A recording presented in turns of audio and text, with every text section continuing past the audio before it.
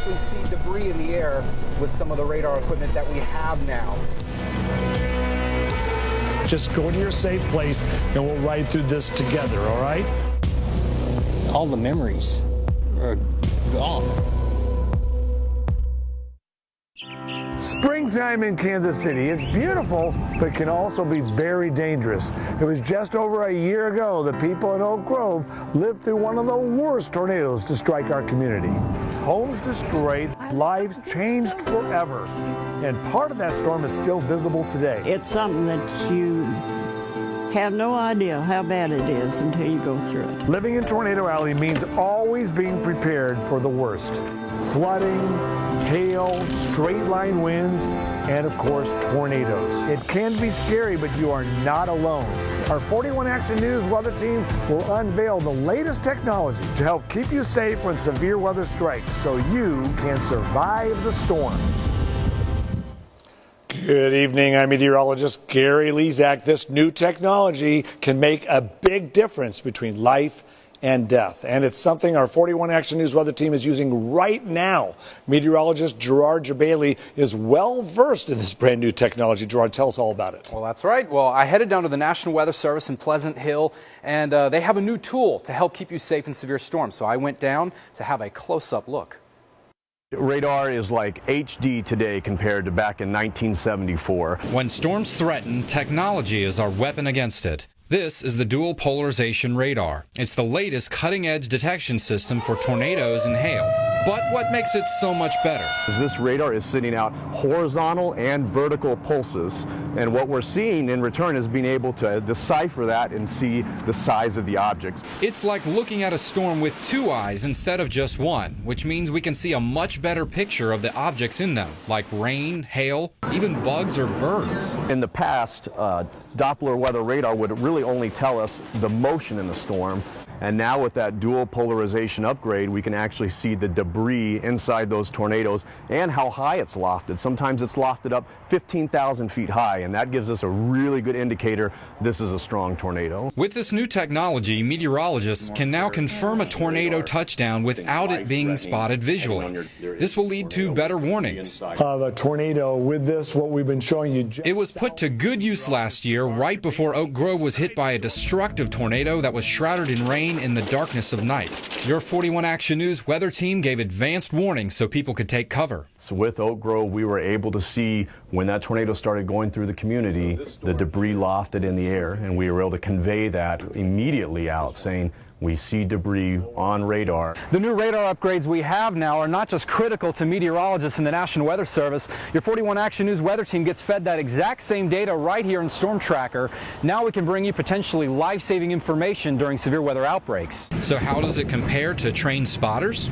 No spotter would be able to see a tornado in this situation right here. This is a very rain-wrapped storm, and then with dual pol, we see a very strong signature here. That is in fact debris in a tornado.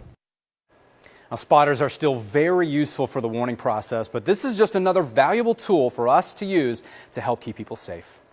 It's the sound of spring we don't want to hear. Tornado sirens warning people to take cover. But tornadoes are not the only danger of severe weather. Very scary, especially for the kids. We didn't know what was going on. Back in October, we talked with Ryan Jensen after straight-line winds pushed this tree through the roof of their home in North Kansas City. Things were falling off the walls, so you don't know whether it's an earthquake or something's happened to your house or lightning strike. Thankfully, no one was hurt, and as meteorologist Jeff Penner shows us, these types of storms must be taken seriously. Spring weather in our region can change quickly. Severe thunderstorms and tornadoes can turn a beautiful spring day into one of the scariest days of your life. Now, when there is a tornado warning, most people take it seriously and head to the basement. But when there's a severe thunderstorm warning, the level of urgency drops. It shouldn't. A line of thunderstorms will impact more people and could cause just as much damage as an average tornado. In fact, data from the National Severe Storms Laboratory shows damage from severe thunderstorm winds is more common than damage from tornadoes. Let's think about this. A line of thunderstorms can range in length from about 20 miles to as much as 500 miles long and can travel several hundred miles, downing trees and power lines, causing flash flooding and even dropping a tornado. Now, the average width of a tornado is about 400 100 yards, or about 2/10 of a mile, with an average path length of 26 miles. So a tornado, on average, wreaks havoc on about 6 square miles, while a line of severe thunderstorms can create damage over 100,000 square miles. So while tornadoes are destructive, do not let your guard down when we say a line of thunderstorms is on the way and a severe thunderstorm warning is in effect. As Jeff said, when those outdoor warning sirens go off, you must take them seriously and find shelter. Sirens are set up across the metro, including right here in the plaza. I'm meteorologist Lindsay Anderson, and I'll show you what sets the Kansas City Metro apart when sounding the alarm. It's the sound alerting you of danger. There's something unique about a siren that's blaring at you from over 100 decibels. There's something instinctual about that signals that there's danger. In charge of sounding the outdoor warning sirens is an emergency management official within each county. And there is one message they have for you. The sirens are only meant to be heard outdoors, and frequently you can hear them inside, and that should be thought of as just a perk. We want to make sure that when people hear that outdoor warning siren, that they're tuning into their local media. So what is the protocol for sounding the alarm? We visited Leavenworth and Johnson County Emergency Management to find out. In Johnson County, the Emergency Management Office dictates which zone in the county is impacted by the tornado warning and will only sound the sirens in that section. In Leavenworth County, the Emergency Management Office can choose a single siren to alert only those people nearby. The other big difference between the two counties is when they sound the siren. In Johnson County, it's only for a tornado warning. We don't want to be in the business of activating the sirens for any time there's severe weather in Johnson County, because we really want that siren, that sound, to stay relevant for people. In Leavenworth County, the sirens could go off if they feel lives are in danger. A life-threatening scenario might be a hazardous material incident. It might be winds of 80 miles per hour. I'm just throwing a number out there, but it's a dangerous storm. Or it might be a tornadic event. There has to be a lot of communication and decisions made before activating their outdoor warning sirens, because let's face it, it's not like hitting the easy button. That was easy. Each county also has the help of their trained storm spotter network and amateur radio operators. We have just around 50 volunteers that will drop at a minute's notice to come out and help us out. And they jump on the largest hill we have out there in the county for them to look at. They get pelted with large hail, high winds, and extreme rain, and they call it fun. In Kansas City, there are 126 outdoor tornado sirens. These will only go off if there is a tornado warning or a reported funnel on the ground. Now, you can check out the spots where these sirens are located at kshb.com. You hear it hitting your roof. We talked with an expert to find out how much hail it takes to damage your home. Plus, just threw furniture everywhere, debris everywhere. We knew we needed to do something a little bit different. Nicole Phillips dives into changes one school district made to protect students when severe weather strikes. You are watching Surviving the Storm, a 41 Action News weather special. Storm Tracker on 41 Action News is sponsored by Gladstone Dodge Chrysler Jeep Ram. Welcome back to our weather special, Surviving the Storm. When thunderstorms rumble through our area, these storms can pack quite a punch. And you might be surprised how powerful these storms can get. Did you know that a typical cloud floating in the air above us weighs around 215,000 pounds, or about the weight of 20 elephants? As that small cloud grows into a thunderstorm or a cumulonimbus cloud, it will end up weighing over 100 million pounds, or around 100,000 elephants. Think about that. And yet the huge cloud will float in the sky above us. All the clouds are floating above us due to the fact that dry air weighs more than humid air. Incredibly, the rising warm air holds the clouds in the sky until raindrops form and become heavy enough to fall to the ground. The power of the thunderstorm is released. Thunderstorms produce all types of precipitation, including rain, sleet, hail, snow, and freezing rain. The biggest dangers produced are hail, lightning, and damaging winds, and the worst storm on earth, the tornado. There are different types of thunderstorms ranging from a seemingly harmless single-cell weak thunderstorm to a supercell thunderstorm. The supercell is the most powerful, lasts the longest, and this type of powerful thunderstorm is the one that produces most of the severe weather. There are more supercells in the United States than anywhere else in the world. The reason for this is the Rocky Mountains, a north-south mountain chain, and the Gulf of Mexico. The air flows over the Rocky Mountains and interacts with the high humidity from the Gulf of Mexico. Severe thunderstorms and tornadoes are one of the results, most often happening in Tornado Alley, and this is why 75% of the world's tornadoes happen right here in the United States. We must remember to always respect every thunderstorm, as they can produce all types of severe weather, including the tornado. Even the weakest ones can produce lightning and can be deadly, so get inside when thunderstorms form. As I mentioned, hail is one of the biggest dangers produced by thunderstorms. Rarely are people hurt or killed by hail, but as meteorologist Jeff Penner found out, the damage done is costly. Hail. These lumps are concentric layers of clear ice and compact snow. They can be as small as a pea or as big as a baseball, and the damage caused can range over $1 billion each year. Hail occurs most frequently in Texas, Oklahoma, Colorado, Nebraska, Wyoming, and of course Kansas. These states are known as Hail Alley. Hail forms when thunderstorms have a strong updraft. The updraft picks up the raindrops, lifting them to the top of the cloud where they freeze. These newly formed ice chunks fall to the lower part of the cloud where the cycle can begin again. Each time it happens, a new layer of ice forms. The stronger the updraft, the larger the hailstone. You can tell how many times a hailstone traveled to the top of the storm by counting the layers. And hail can dent your car, damage a roof, and hail can damage crops such as corn. I went out and talked to 3 professionals who see firsthand the damage hail can cause. Jason Barrett works as the general sales manager at Premier Mazda.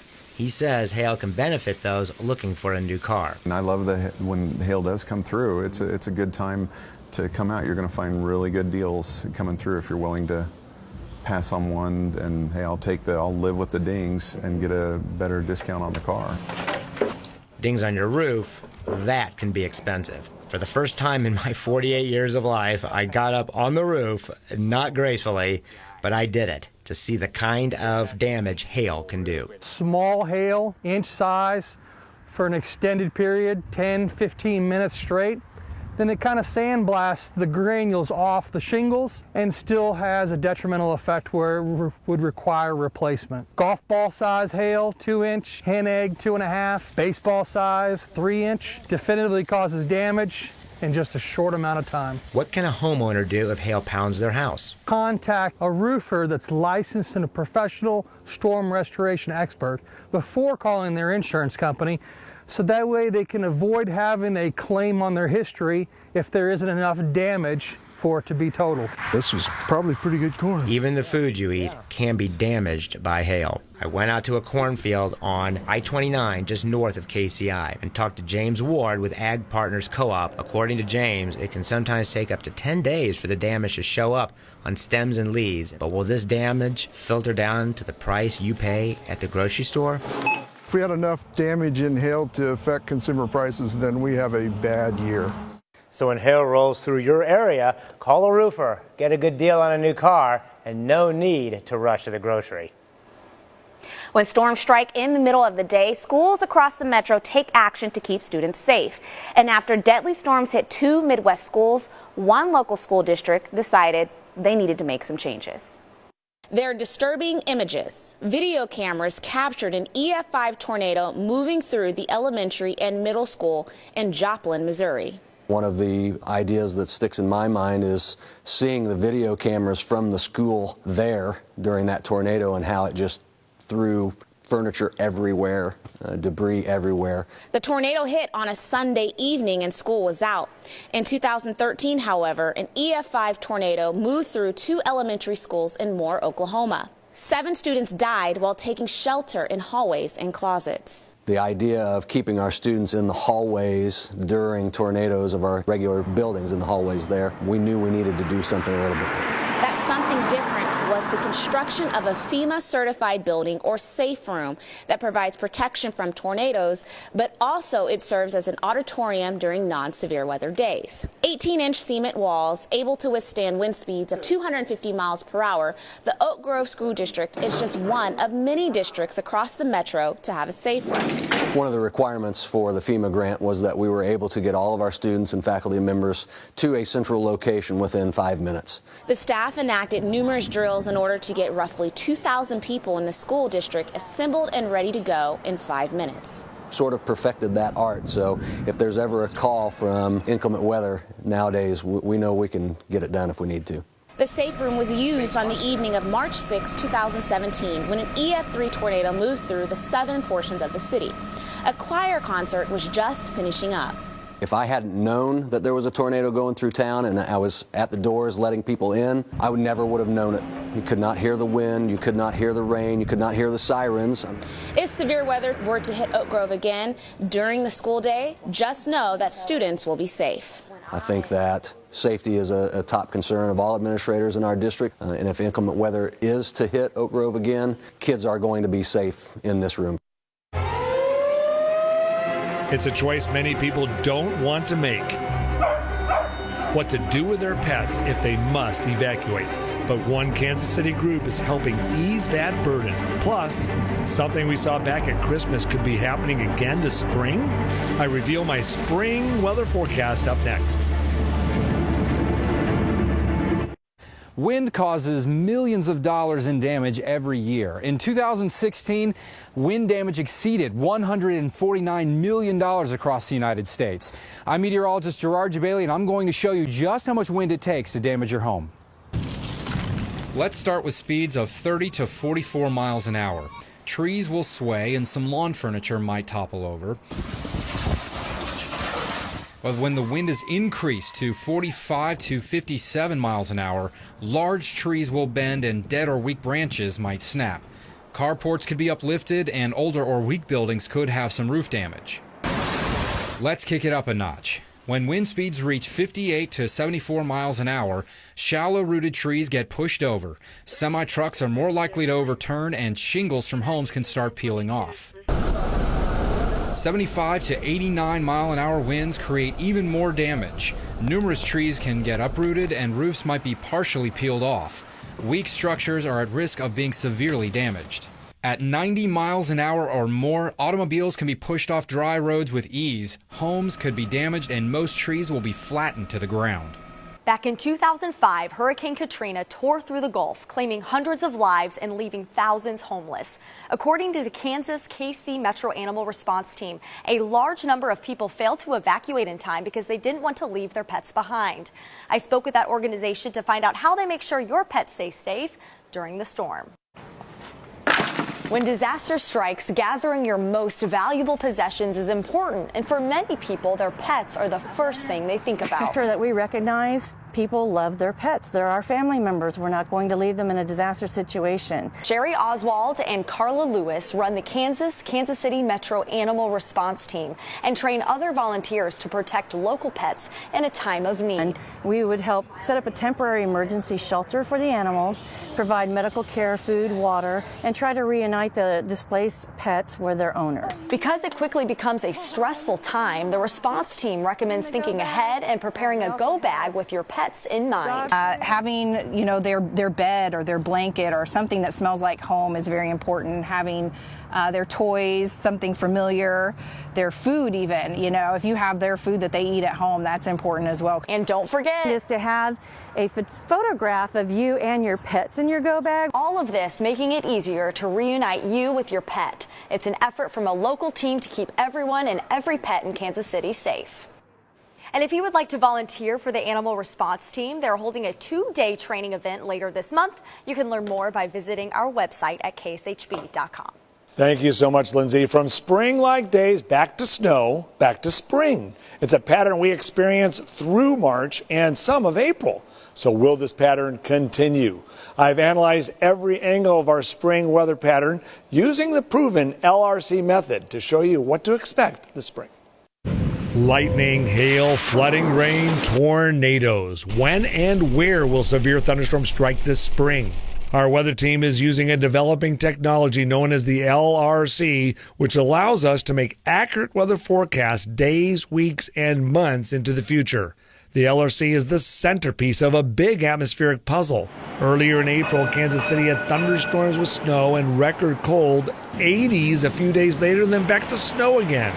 This is predictable using this peer-reviewed technology published in the Journal of Climatology and Weather Forecasting. This year's LRC is cycling every 47 days. The entire pattern is cycling, and this is just one part of it, the cold part of the pattern. Here's the United States and Canada. This is in November.